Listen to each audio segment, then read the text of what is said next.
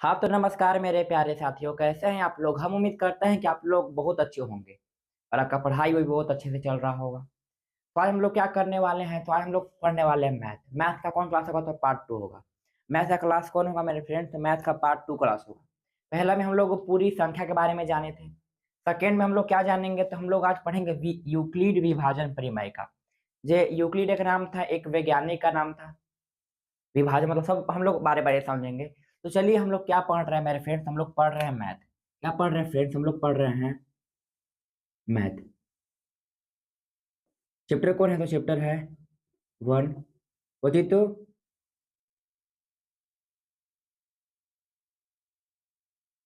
वास्तविक वास्तविक संख्या। जैसे हम इंग्लिश में क्या बोलते हैं, इंग्लिश में बोलते हैं रियल नंबर। क्या बोलते हैं मेरे फ्रेंड्स, इंग्लिश में बोलते हैं रियल नंबर। देखिए, रियल नंबर होता क्या है, ये हम लोग पिछले वाली क्लास में जाने थे। रियल नंबर के पहले हम लोग जाने थे इवन नंबर, ऑड नंबर। थोड़ा सा उसके बारे में रिवीजन करते हैं, इसके बाद हम लोग क्लास को स्टार्ट करेंगे। सबसे पहले क्या करेंगे, सबसे पहले रिवीजन करते हैं। देखिए, हमको बताइए कि प्राकृत संख्या कहाँ शुरू होता है, तो प्राकृत संख्या शुरू होता है एक से। कहाँ तक जाता है, रिवीजन लिख दीजिए। प्राकृत संख्या कहाँ शुरू होता है, तो एक से शुरू होता है। प्राकृत संख्या जाता कहाँ तक है, तो जाता है आपका अनंत तक। जाता कहाँ तक है मेरे फ्रेंड, तो जाता है एक दो तीन डॉट अनंत। बात करते हैं कि पूर्ण संख्या, जिसे हम लोग होल नंबर बोलते हैं। होल नंबर कहाँ शुरू होगा, तो जीरो से, वन टू, ये भी कहाँ से जाता है, तो अनंत तक जाता है। अगर हम बात करते हैं कि सम संख्या, सम संख्या कहाँ शुरू होता है, तो सॉरी, पूर्णांक संख्या पहले देखिए। पूर्णांक संख्या में क्या होता है, -2, -2, -1, ये सब रहता है। 0, 1, 2, 3, अनंत एन हो, अनंत एन हो। समझ गए ना मेरे फ्रेंड्स। जो इसे हम लोग बोलते हैं, इतना दूर को क्या बोलते हैं, तो इतना दूर को हम लोग बोलते हैं ऋणात्मक। ऋणात्मक पूर्णांक, इसे हम लोग बोलते हैं धनात्मक पूर्णांक।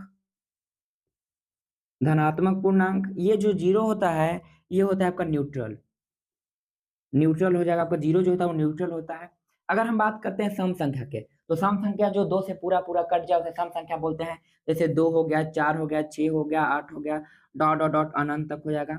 अगर हम बात करते हैं कि विषम संख्या, विषम संख्या एक से शुरू होता है, एक, तीन, पांच, सात, डॉट डॉट डॉट अनंत। ये हो गया आपका। अगर हम बात करते हैं भाज्य संख्या, क्या बात करते हैं मेरे फ्रेंड, भाज्य संख्या। भाज्य संख्या कहाँ शुरू होता है, देखिए, भाज्य और अभाज्य। क्या, तो भाज्य और अभाज्य जो है ना, देखिए, भाज्य और अभाज्य। हमको एक चीज बताया कमेंट में कि एक जो है, एक भाज्य संख्या है कि एक अभाज्य संख्या है। भाज्य और अभाज्य के बारे में आप लोग हमें कमेंट में बताइएगा, समझे ना। ये देखिए, चार शुरू होता है, अभी दो से शुरू होता है। समझ गया ना। तो हमको बताए कि भाज्य संख्या क्या होता है और अभाज्य संख्या क्या होता है। और जो एक होता है वो भाज्य संख्या होता है, और अभाज्य संख्या होता है और नहीं होता है कि नहीं, और होता है तो कैसे होता है, और नहीं होता तो कैसे नहीं होता है, ये आप लोग समझ में आ गया होगा। अगर हम बात करते हैं कि परिमेय संख्या की बात, परिमेय संख्या किसे कहते हैं, तो परिमेय संख्या जो p बाई क्यू के रूप में लिखा हो, Q does not equal to zero, हम इसे परिमेय बोलते हैं। अपरिमेय, अपरिमेय किसे बोलते हैं, तो अपरिमेय हम लोग उसे बोलते हैं जिसका वर्गमूल ना निकले, जैसे √3, √5, √6, √7, √8, ये सब है। इसका पूरा पूरा वर्गमूल बाहर नहीं निकलता, इसलिए हम इसे बोलते हैं अपरिमेय संख्या। परिमेय और अपरिमेय दोनों को मिला देंगे तो हमको बन जाता है वास्तविक संख्या, जिसे हम लोग रियल नंबर बोलते हैं। और हम लोग को क्या पढ़ना है मेरे फ्रेंड्स, हम लोग को पढ़ना है रियल नंबर। हम लोग क्या पढ़ना है, तो हम लोग को पढ़ना है रियल नंबर। पहले वाली क्लास में इतना बता दिए थे। और अगर आप इस वीडियो नहीं देखे हैं, देखिए, लगभग 4 मिनट हो रहा है, 4.5 मिनट, 4.5 मिनट में हम 1 घंटा का क्लास 4.5 मिनट में बता दिए, मतलब कि रिवीजन करा दी, समझ गए ना। चलिए, बहुत बढ़िया है। हम लोग अब अपना टॉपिक की ओर चलते हैं। हम लोग क्या, तो हम लोग अपना टॉपिक की ओर चलते हैं। चलिए, यही हो गया। अब हम बात करते हैं क्या, तो हम वास्तविक संख्या, वास्तविक संख्या में अगला जो टॉपिक है उसका नाम है यूक्लिड विभाजन परिमेय का। क्या नाम है मेरे फ्रेंड्स, यूक्लिड, यूक्लिड विभाजन प्रमेय। यूक्लिड विभाजन प्रमेय, ये क्या होता है, बहुत ध्यान से समझिए। देखिए, हाँ, देखिए क्या होता है।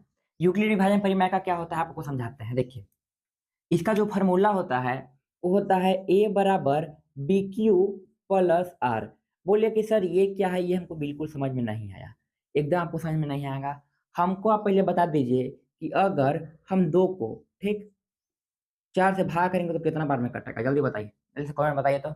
2 को हम अगर 4 को अगर 2 से भाग करेंगे तो कितना बार में कटेगा, जल्दी बता दीजिए। 2 बार में, तो यहाँ 5 लिख दीजिए। यहाँ हो जाएगा 4 2 दूनी 4, 1 बच जाएगा। देखिए मेरे फ्रेंड्स, ये हो गया। ये तो सिंपल सा भाग था ना, सिंपल सा भाग, सिंपल सा ही भाग था। कि भाग में देखिए, इसमें 4 चीज होता है। 4 चीज क्या क्या होता है वो आपको हम समझाते हैं। 4 चीज मेरे फ्रेंड्स क्या क्या होता है वो हम समझाते हैं। देखिए, यहाँ लोग हम लोग बोलते हैं भाज्य, इसको बोलते हैं भाजक, इसको बोलते हैं भागफल, अब इसको बोलते हैं क्या, तो इसको बोलते हैं शेषफल। तो क्या बोलते हैं, इसको बोलते हैं शेषफल। पहला जो है इसके भाज्य होता है, ये होता है भाज्य, ये होता है भाजक, ये होता है भागफल, ये होता है शेषफल। बात यहाँ पर ये है कि ये क्या है, हमको वो समझाइए। क्या आपको समझाते हैं, देखिए इसका एक और फार्मूला है। अगर हम लोग हिंदी में बात करें तो, ये तो इंग्लिश में लिखा हुआ है, अगर इसे हम लोग हिंदी में लिखे तो हिंदी में क्या फार्मूला है। देखिए इसका हिंदी में यह फार्मूला है कि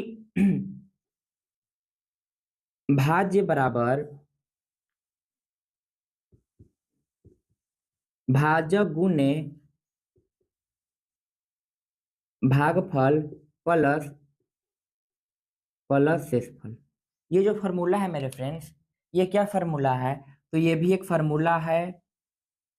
अब आपको दोनों में डिफरेंस पता भी तुरंत चलता है। देखिए कैसे हम भाजक को क्या से सूचित करते हैं, तो भाजक को मेरे फ्रेंड्स हम लोग सूचित करते हैं बी से, भाज्य को ए से, भागफल को क्यू से, और जो शेषफल बचता है लास्ट में, इसे हम लोग रिमाइंडर बोलते हैं उसे आर से, समझे ना। तो ये क्या हो गया, तो इसी देख लीजिए, भाज्य को हम लोग क्या से सूचित किए हैं, तो भाज्य को ए से, ठीक, भाज्य को क्या से, तो भाज्य को हम लोग बी से सूचित करते हैं। मेरे फ्रेंड्स भागफल को हम लोग क्यू से, प्लस शेषफल को क्या से, शेषफल को आर से। मतलब कि ए बराबर बी गुने क्यू प्लस आर, ए बराबर बी गुने क्यू प्लस आर। ये तो प्रूव हो गया आपका, ये आपका प्रूव हो गया ना जी, कि ए बराबर बी क्यू प्लस आर कहाँ से आया, ये आपको प्रूव हो गया होगा। अगर हम बात करते हैं कि ये तो ठीक है, ये हम मान लिए कि सही था, इतना दूर सही था ये। और ये जो फार्मूला है इसका क्या यूज है हमारा, अच्छा एक्सरसाइज 1.1 बनाइएगा, इसका बहुत ही रोल है, इसका बहुत ही यूज है। देखिए ये आप लोग समझ में आ गया होगा। मतलब कि देखिए यूक्लिड विभाजन परिमेय इसे क्यों नाम है, देखिए यूक्लिड जो थे, यूक्लिड ये क्या थे, तो यूक्लिड जो थे वो एक वैज्ञानिक का नाम था मेरे फ्रेंड्स। यूक्लिड एक क्या वैज्ञानिक का नाम था। और जो विभाजन मतलब क्या होता है, विभाजन मतलब होता है बंटवारा। क्या होता है, बंटवारा, या हम लोग इसे भाग कर सकते हैं, ठीक। प्रमेय मतलब होता है सिद्धांत, प्रमेय मतलब कि सिद्धांत, मतलब कि जो यूक्लिड साहब थे वो विभाजन का क्या किए, तो सिद्धांत दिए, प्रमेय दिए। यूक्लिड साहब विभाजन का क्या दिए, तो सिद्धांत दिए, भाग का सिद्धांत दिए, भाग का सिद्धांत दिए। समझ आ गया आप लोग को। अब बोलिए कि भाग का सिद्धांत कैसे दिए, देखिए कैसे दिए। दो के अगर हम 7 से करते हैं तो 2 तिया 6, बच गया 1। इसमें से बी हो गया ई, ए हो गया ई, क्यू हो गया ई, आर हो गया ई। मतलब कि ए बराबर बी क्यू प्लस आर। अब देखिए इसका प्रूफ कि ए बराबर बी क्यू प्लस आर सही है कि नहीं है, इसको चलिए हम लोग फॉर्मूला के मदद से समझते हैं।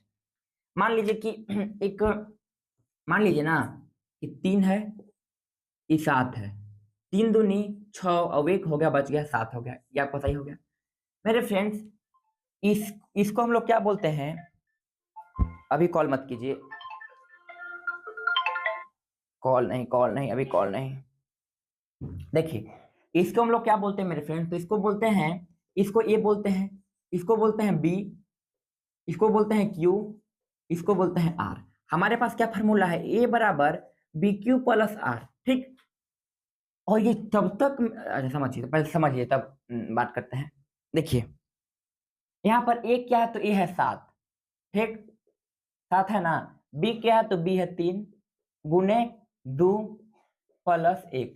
अगर हम 7 बराबर लिखते हैं, 3 दूनी 6, 6 प्लस 1, 7 बराबर 7 आ गया ना। इसका मतलब कि यह यूक्लिड विभाजन का प्रमेय का जो रूल है वो पालन करता है, नियम का यह पालन करता है, यूक्लिड विभाजन के नियम का यह मेरे फ्रेंड्स पालना करता है। कौन? तो ये जो 3 बराबर 7 था। देखिए अगर हम बात करते हैं, एक चीज यहाँ पर समझिएगा, एक चीज क्या समझने वाला है, तो एक चीज यह समझने वाला है कि ए बराबर बी क्यू प्लस आर। तो देखिए जो आर रिमाइंडर है ना मेरे फ्रेंड्स, आर जब तक रिमाइंडर नहीं आता है, रिमाइंडर जब तक जीरो नहीं आता है, आर बराबर जीरो होगा ना, आर जब जीरो के बराबर हो जाएगा तो जो हमारा बी होगा यही क्या हो जाएगा, तो यही हो जाएगा HCF।